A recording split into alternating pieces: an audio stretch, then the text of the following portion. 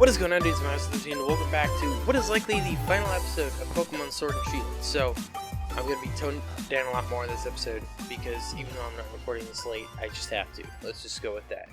Anyways, in the last episode, we finished the post-game story thing, where we ended up getting our legendary Zamazenta, so that was pretty cool.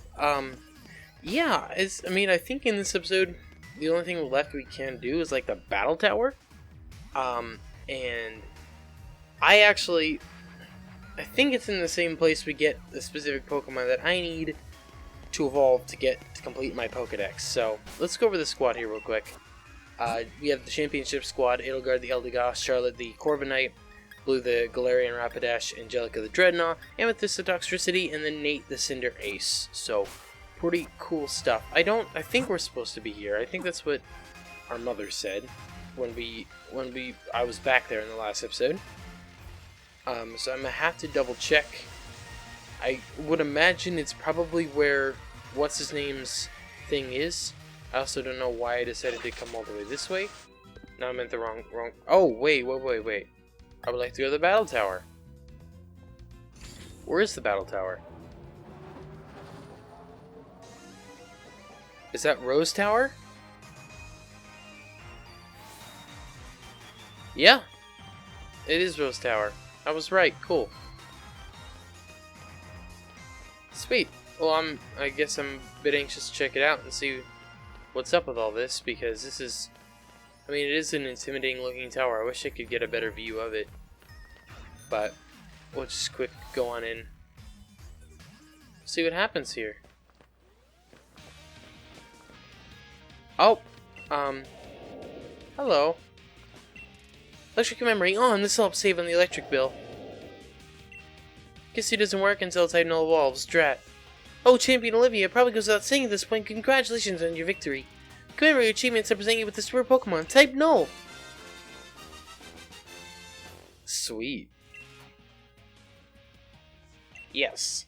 You were going to be named Fico. Shit.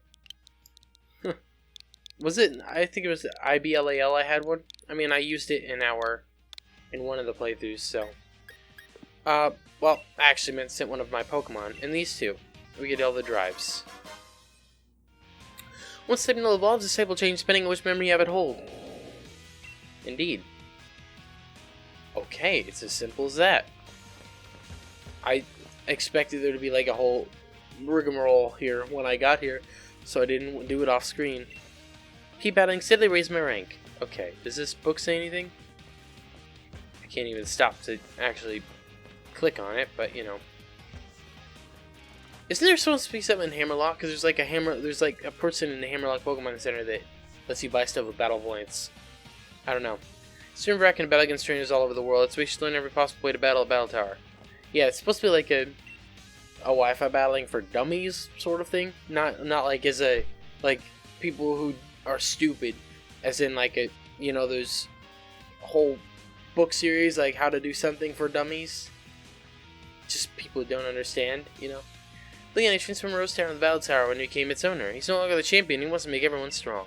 I admire him. Great. Here, do spot a shopping? What am I... They actually have good TMs in this game. What? Giga Drain, Mystical Fire, and Razor Shell? Hell to the yes.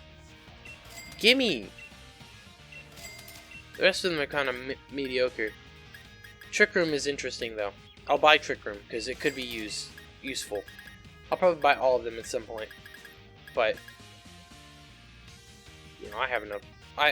Everything, except for maybe Self-Destruct, because that's not that good of a move. Why is it a TM? It's like Gen 1 all over again. I have a ton of money, and it's not really that difficult to get money in this game. So... we'll buy all of these. I'm probably never going to use either of these. Anyway. Sweet. Are you the battle points dude? You can now have your level 100 Pokemon undergo hyper training.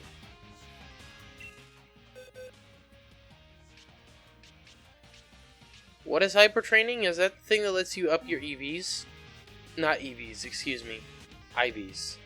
I'm gonna be completely honest, I never used hyper training. So, I think that's the IV thing. I heard you can also change your nature. I don't have any competitive Pokemon yet because I've been waiting until I get the, the IV checker in order to start breeding and such, because I don't have any competitive ready Pokemon. But Battle Point Shop, Lonely Mint.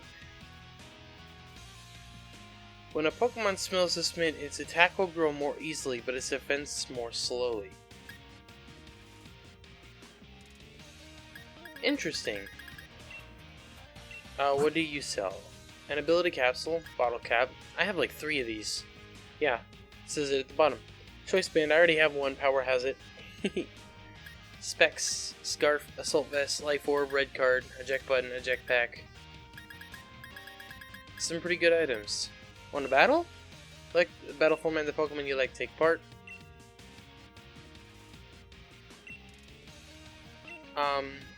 We'll go with this guy, these guys, I guess. I'm gonna go. No, I'm actually gonna do Angelica. We'll do Amethyst first, and then Angelica and Nate.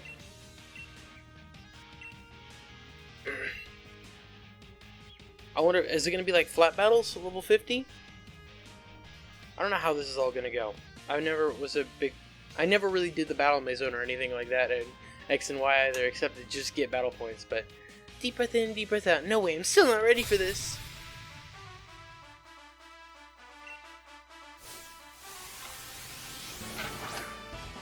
This is when they play it.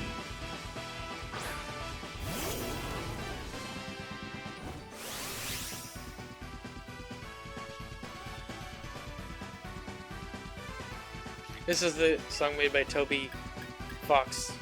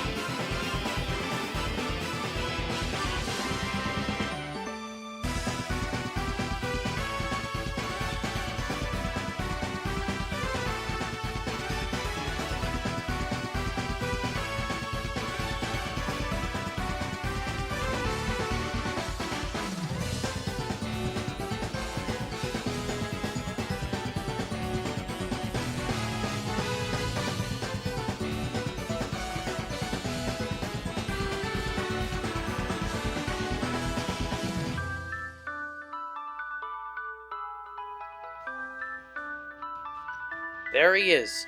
Olivia, I've been waiting for you. I always knew you'd be able to win your way here. Started giving him the wrong voice. Sorry. How about you take Galar and challenge Leon with everything you've got? I thought that this theme was going to be for him specifically in this place, but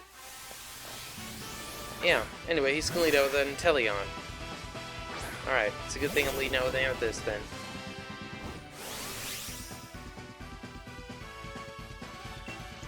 Overdrive. Of course you get Mudshot. Of fucking course you do. God fucking damn it!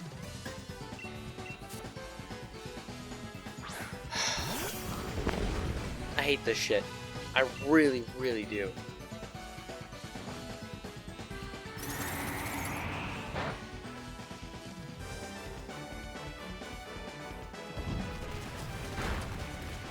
Just want to actually beat him so I can be done with this place. I'm gonna have to probably come back here for water. Water?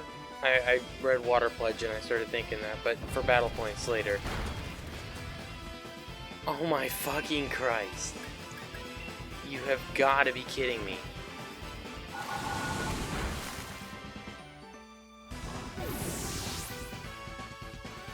It's all down to Nate again. I'm gonna lose. I don't have an EV train team. It's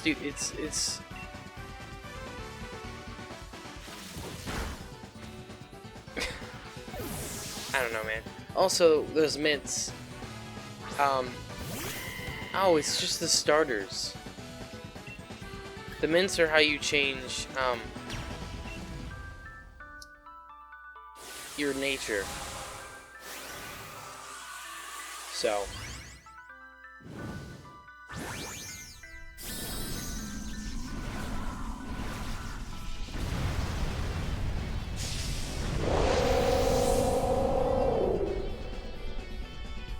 We're gonna just max knuckle this thing a bunch and up my... Hey, good you missed. I'm gonna up my, attack so that I can knock this thing out quicker.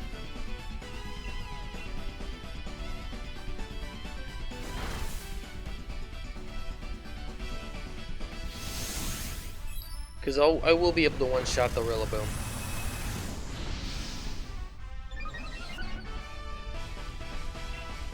And unfortunately, I can't max strike you in quick attack, but it's all good.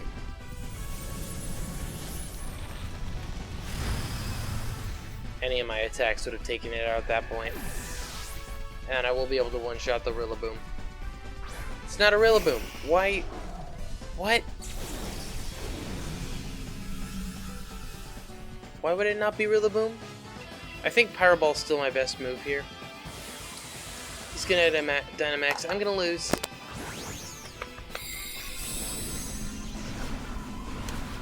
I fucking hate this shit. Do I have to beat him? I hope that's not the only criteria. Max guard? Okay. I mean, I can't do much. You're freaking gonna destroy me. So I freaking lose. Because this first Pokemon fucking knocked out both of mine.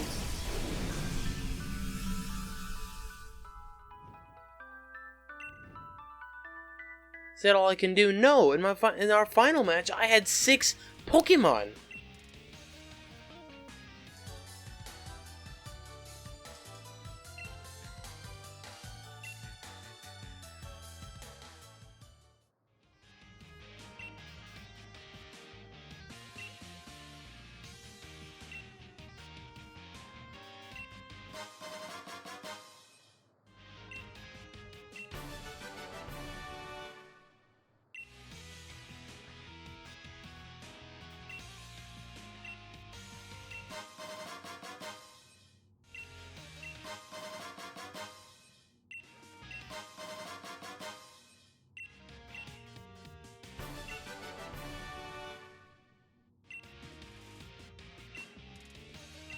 We're gonna really quickly evolve this fricker so I can complete my damn Pokedex and have something at least somewhat good happen this episode. I'm gonna teach Edelgard Giga Drain over Magical Leaf. Doesn't really matter at this point because this is the last episode of the main series. I'm pretty positive. Okay, I'm 95% sure I used 16 berries on Trico.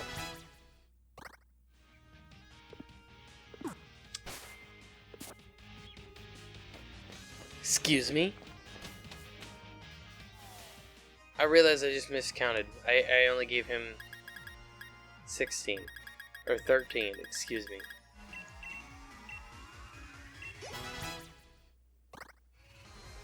Are you kidding me? I gave him enough. He should have freaking evolved already.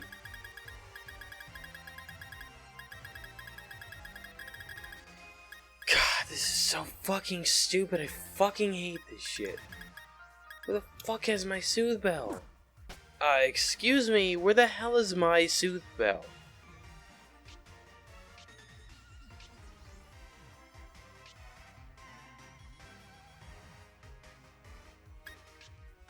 All of a sudden I just have no Soothe Bell, huh?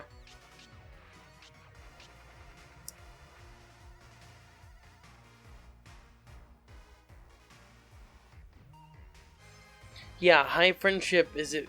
I don't know, dude. I don't fucking get it. This is so frustrating. Okay. Sword and Shield, you can no longer max out your Pokemon's happiness. The usual method instead, it caps out at 160. It can't be increased any further. I've done a few tweaks previous. The happiness value required for you to reach was 220. Now you only need a happiness value of around 160 for your Pokemon to evolve.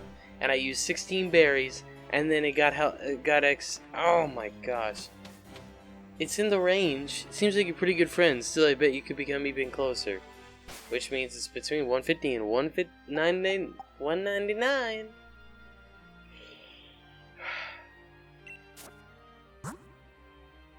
Let me freaking use more berries. Dude, Nate's happiness is only between 200 and 229. That's kind of crazy. I've had this Pokemon since it originally, like, you know. Amethyst might be higher. Okay, we're not there yet. Let me see what Amethyst happiness is. Because Amethyst I've technically had since level 1. You two are almost best friends. You can see you really care about each other.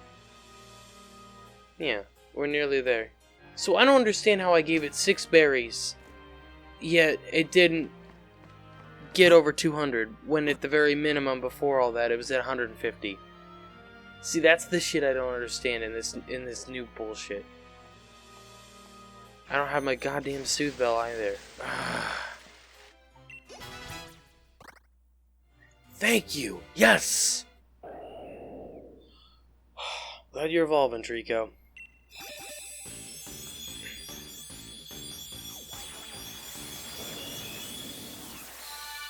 Silvalley's such a cool Pokemon, dude. I mean, Trico actually, like, both the evolution line is just awesome. We did it! Alright, you want to learn multi-attack? Heck yes, that is your signature move. You definitely get to learn it. Let's give it a takedown. Current recommendations. Why are you giving me recommendations? I've already completed the Pokedex, bro. What? What? Alright, well, let's go get the shiny charm.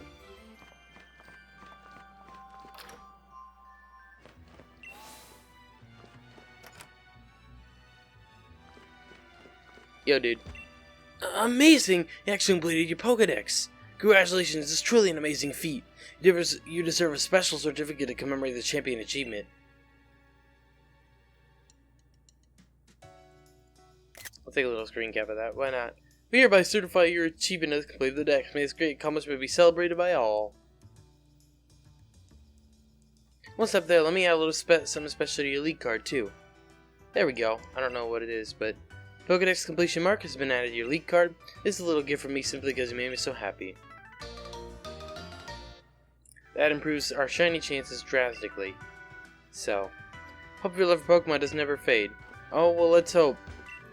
I kind of want to check something before we really quick run out. I already heard one in the wild up here. I want to see if we can get kind of lucky. No. I've actually, like, knocked out, like, 500 Snoms or something like that. So I wanted to see if I could just, like, appear here and be lucky and have the first Snom I encounter be a shiny. But nah, not very likely. But I can show you 511. So, yeah, you know. Anyways, guys, I don't know. I do want to check out the elite cards. So I guess before we finish off this episode, we're gonna check out elite cards. So, yeah, because we have a bunch of the rare cards to check out now. First, let's do Milo. Though his record isn't the best due to his focus on simply having fighting battles, Milo himself is incredibly strong. The rolls of hay used in his gym challenge each weigh over 770 pounds. He and Milo can roll them around easily. Blue tend to roll around too, and sometimes can get carried away and roll out of the stadium. It's become a common turf field to see the whole town chasing after Milo, who's in turn chased after a stray Wooloo along with the Emperor. Nessa's incredibly popular, both as gym leader and as a model. Okay, she is a model. I didn't actually know that, so that was a kind of an assumption from seeing the picture last episode, but many people even think that gym leader Nessa and the model Nessa are two different people, since she shows a completely different attitude in each role. She's the misfortune of being defeated in the first match of the finals, Those who knew her of an indomitable nature worried that it would impact her work as a model. Despite her loss, she was still able to give her fans a perfect smile. She lost to the eventual champion. There shouldn't be any reason to be, upset or whatever. Despite her loss, she was still able to give her fans a perfect smile. Things were not as nearly peaceful with her gym, however. Alright. And Kabu. Interview with Challenger Kabu. Question: how do you see your own battle style? Just straightforward, direct. I'm still young, so I try to keep things simple. Just burn as hard as I can, Still, I've hit a bit of a losing streak, so I've tried incorporating Will-O-Wisp into my Pokemon's moveset. That's one thing I want to tell everyone. Experiment with every possibility of Pokemon. Moves, abilities, items, try everything, and there's sure to be a path forward. Alright. And this is Eric's. Since we just traded the other day, and he helped me out get actually the other day yesterday as of recording this, and he traded me his couple Pokemon that I needed from Sword. But this trainer ultimately was defeated in the final match of the Champion Cup semifinals. However, many gym leaders speak highly of this battle style, where he let his Pokemon battle freely and really enjoy themselves. During the incident with the Eternatus, he provided vital assistance in resolving the situation, proving beyond a doubt he's a skilled trainer in his own right. It's expected his battles with the new champion will be the stuff of legend. Next up is Alistair. This is a photo that happened to capture Alistair in his locker room. He can be seen clutching the mask that normally hides his face, no doubt confronting the fears and insecurities he feels within. Even though he's taken the role of gym leader at a very young age, it's clear that off the pitch he's still very much a normal boy. However, one mystery remains. Somebody knows who took this photo. Somebody claims it was the work of a ghost-type Pokemon. Alright. Next up is Opal. Opal asserts the duties of gym leader onto Beatty, who had his gym challenger status revoked. That being said, she still shows up at the gym stadium every day, giving unsolicited advice, coming with new quiz questions, and practicing various performances. What is this pink she insists others to show her? Maybe a clue lies in a comment she made during an old interview. Keep thinking about the right answer, and eventually you'll create the right answer.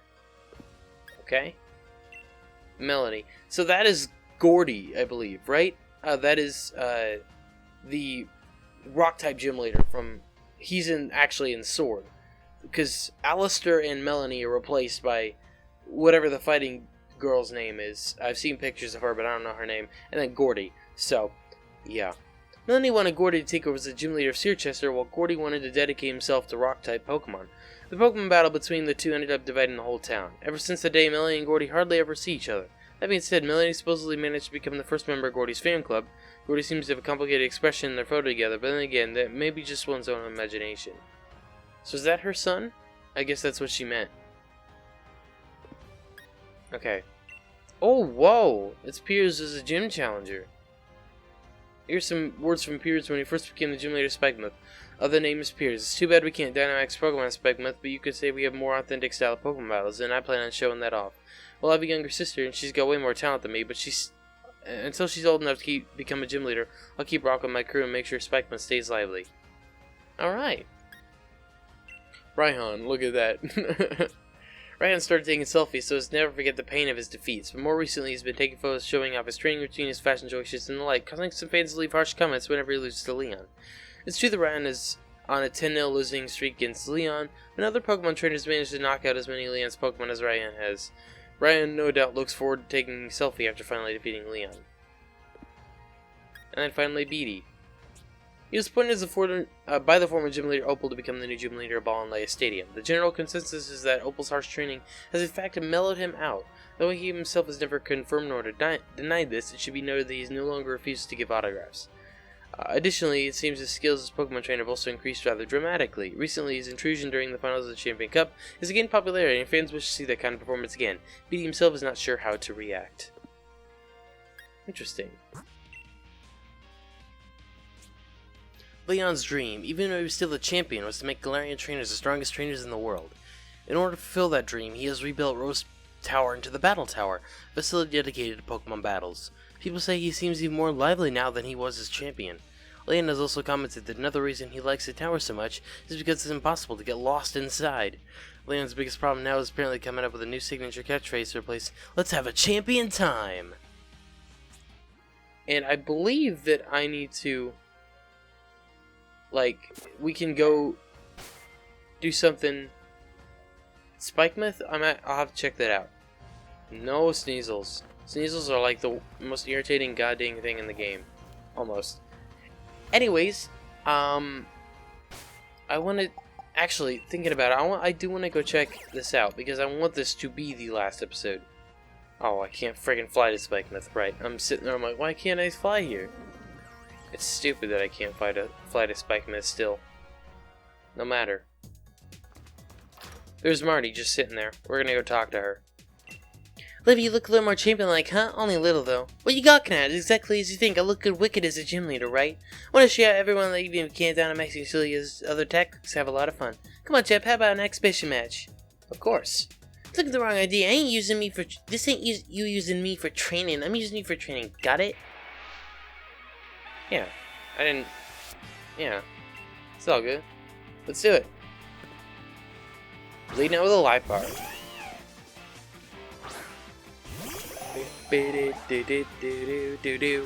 Let's use Giga Drain for the first time. Never mind, you're gonna fake out. What level of her Pokemon? Did it say 59? Yeah, she's not that high level. That should be maybe a little bit stronger. But you're freaking Snarl.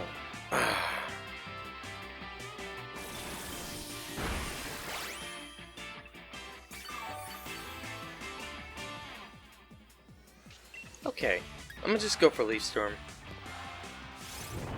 Just knock this thing out right now.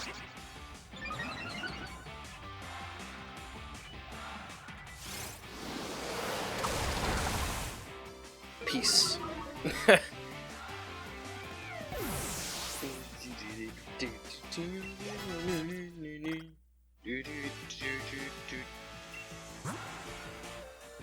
I missed what it was sending out. Ended up going to Nate. I think it's the Toxic Rogue, but I don't know. Yeah, it is Toxic Rogue. Interesting. All right. We'll just go for Blaze Kick here. Wrecked. Critical hit. Does Blaze Kick have a high crit ratio? It might. Next up is a more Pico. Okay.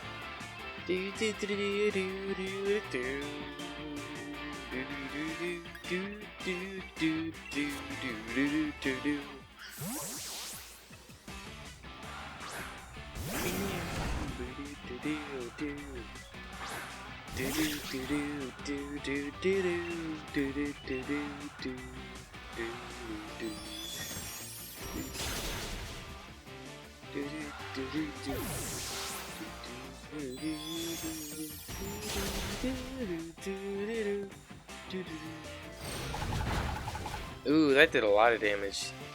Grimmsnarl is pretty powerful. Bye-bye.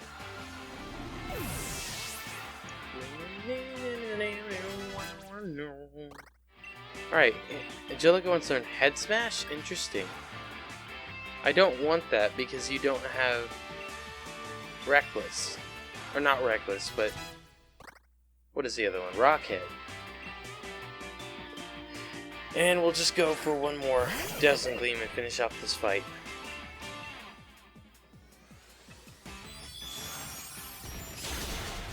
I don't know if there's anything different by challenging all the gyms again. But... cool. Yeah, Lost, but I'm learning from your battle style and everything. Alright. Good for you, Marnie. I expect you're a proper champion, ain't you? Alright, I'm gonna give you something important. Keep it safe or I'll get mad, got it? Oh, we have Marnie's rare league card. Sweet. Alright.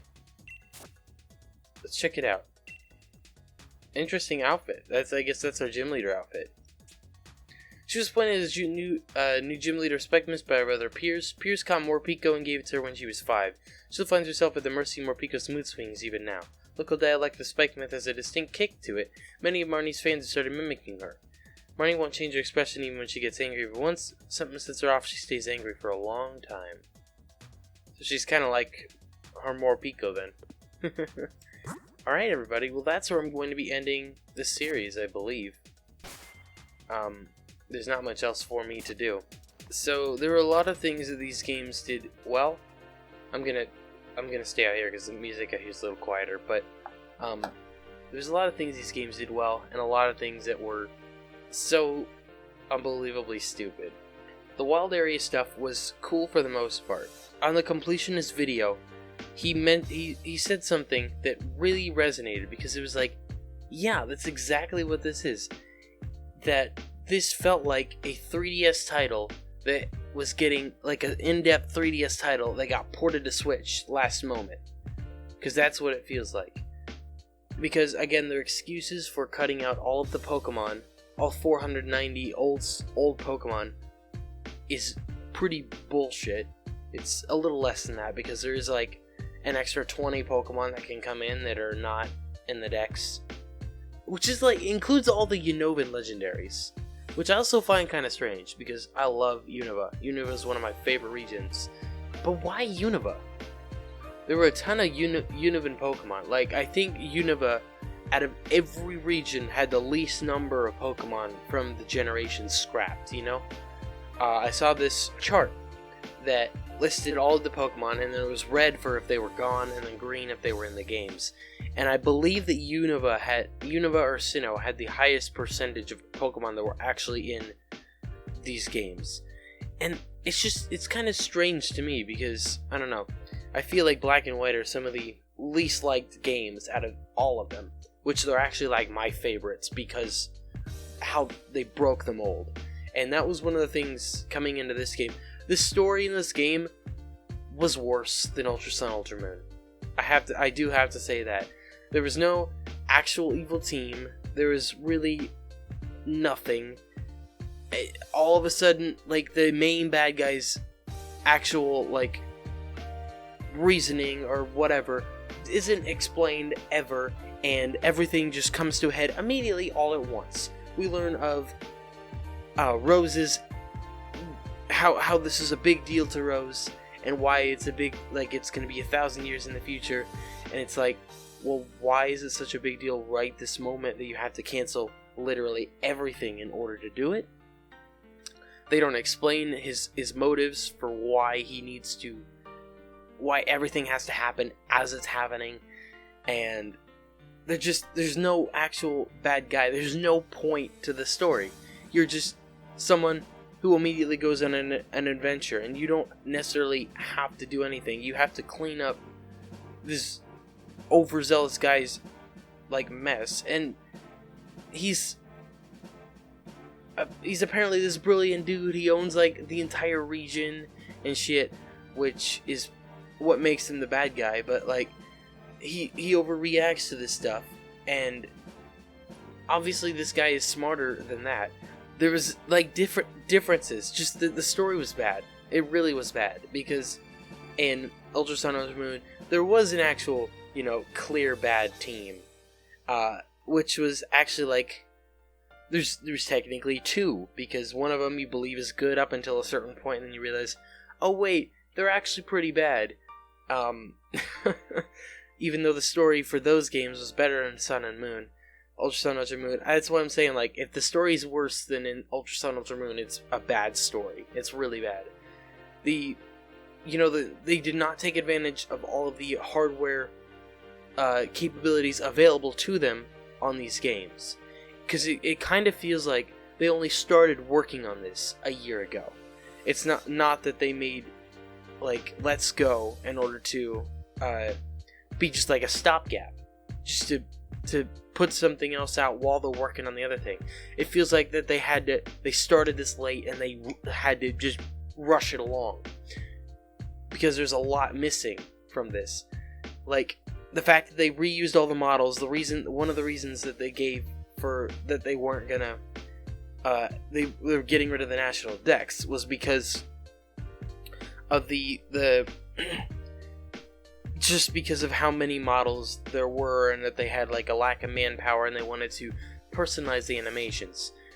Well, they never did that, and then they recycled the old models that they used from the older games, from specifically X and Y, when they made the new 3D models of everything.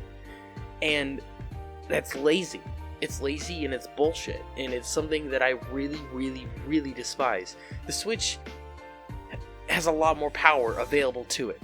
Like, the game is terribly, terribly laggy when you have the online thing. Like, you don't even see that many people, and they're not even moving that much, because most of the time you just see them frozen in place.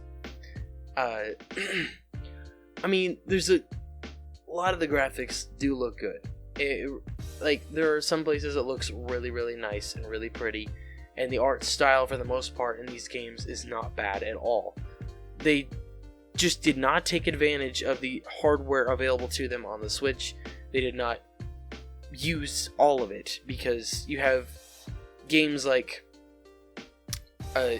specifically, you could just look at Breath of the Wild. Again, that's a game that you can compare it to in a sense. It's a completely different style of game, but how Breath of the Wild was able to make the game look so good. Like, the draw distance in this game is shit. The cities are pretty bland. Hop is a good character. He's a lot more developed than Hau is, even though they reused animations from Hau for Hop. When